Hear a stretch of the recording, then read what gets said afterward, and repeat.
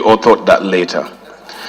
Because I think even, what is it called, Part 2 law student will know that there's presumption in law. And with regards to any act of the National Assembly, any resolution, the presumption is that everything is done, validly done, all the rules, all the procedures are complied with. And you can only rebut that. Even though there's a provision for rebuttal, you can rebut that in the court of law. So I sincerely doubt if the Attorney General, #1 law officer, authored this letter. Honorable Madaki. If we have this man as the legal advisor of Mr. President, then we have problem. Mr. Speaker, Mr. Speaker, Mr. Speaker, let me say something. Let me say something very clearly. Honorable Ali Madaki, we are not too sure he authored the letter first.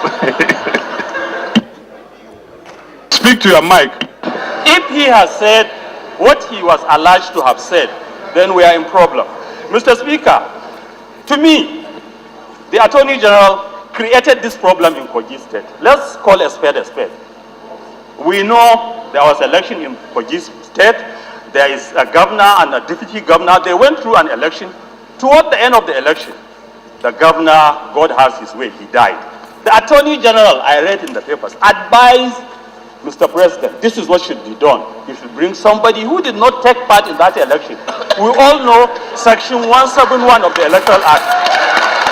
It is, Mr. Speaker.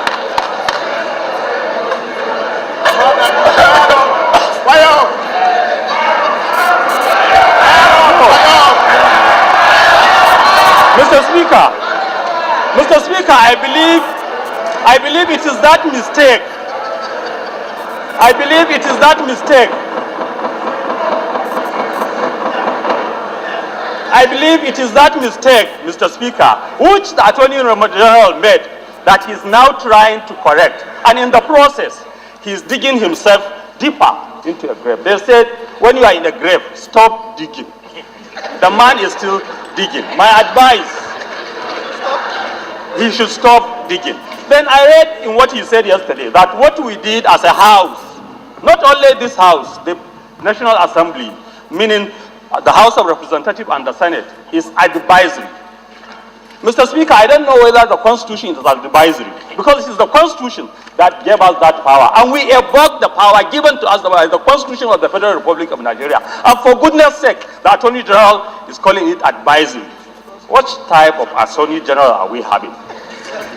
Please, this man should go and read his book very well and act as the Attorney General of the Federal Republic of Nigeria in the interest of Nigeria and Nigeria. Thank you.